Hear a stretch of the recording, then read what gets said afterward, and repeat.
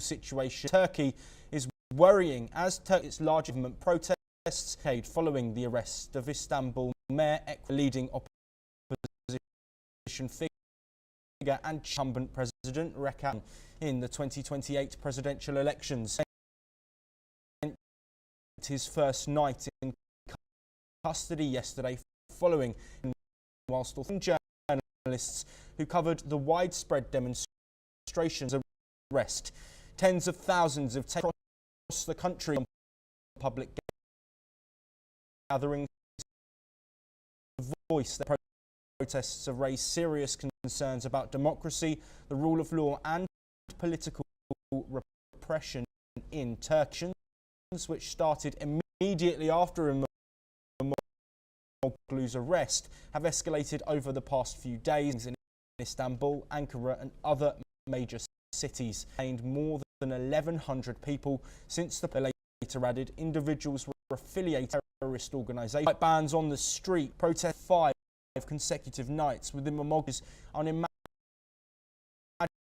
slander. His crowd outside that the political pride. Here is what she said.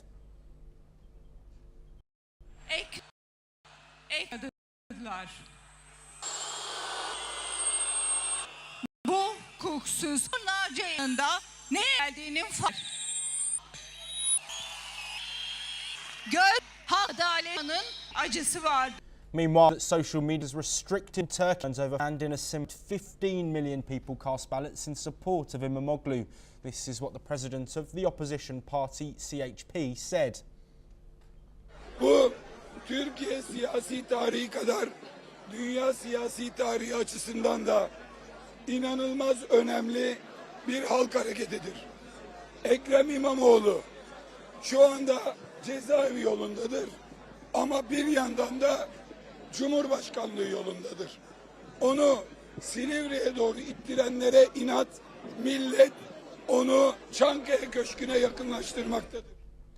Well, joining us to discuss the latest developments from Turkey is Ross Feingold, a political risk analyst who's joining us from Taipei, Taiwan. Thank you, Ross, very much for being here. First of all, I want to look at this and I want to see how significant is it that this man has been arrested, Ekrem Imamoglu, in the context of Turkey's broader political landscape, especially with local elections approaching? Anytime a popular politician is arrested, and certainly a politician who has the ability to mobilize hundreds of thousands of people to come out and protest, anytime someone like that is arrested, of course it's an earthquake for domestic politics of any country, but in this context it's a real earthquake for Turkey's politics.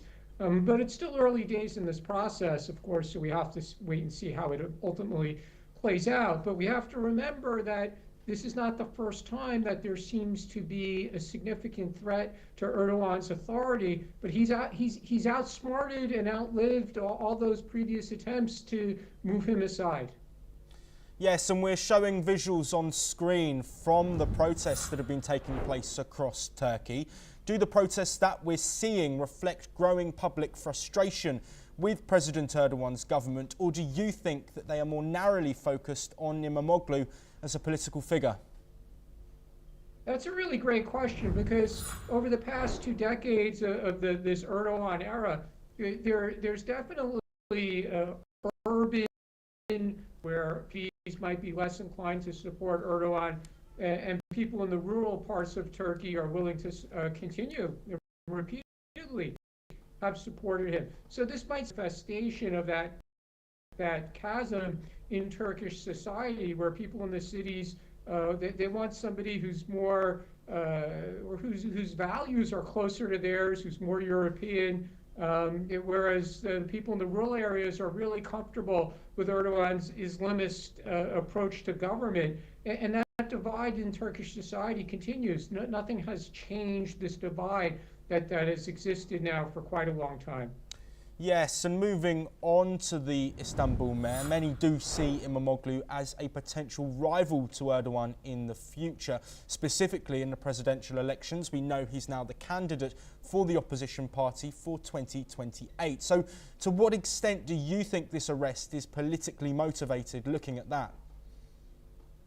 I suppose time will tell as the judicial process plays out and we see what kind of evidence the authorities have that Imamoglu actually engaged in any criminal wrongdoing. But if he is kept in jail and he's not able to run in the election, which is supposed to be in 2028, but it looks very likely that that date will be moved up if the parliament decides to do that, which looks highly likely at the moment.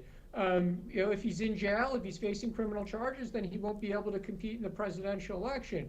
That might result in another disputed presidential election, but one that Erdogan wins. Yes, and finally, to end this discussion, I want to look ahead. What implications might these protests and the following legal action against Imamoglu have for opposition parties and democratic institutions in Turkey? The interesting there, and with regard to your question, is it really gives the European Union and those countries in the EU that really historically have not supported Turkey's accession to the EU, it gives them more reason to say that it's not appropriate. Turkey needs to do more. It needs to reform its institutions. It needs to do this or that. And I mean, that's basically been the message from certain EU countries for an extended period of time. And these events are going to give them another reason or another excuse to permanently delay or just on an open-ended basis delay accession talks for the EU. Ross Feingold, as always, thank you so much for your time. The situation in Turkey is continuing to develop and we will be there for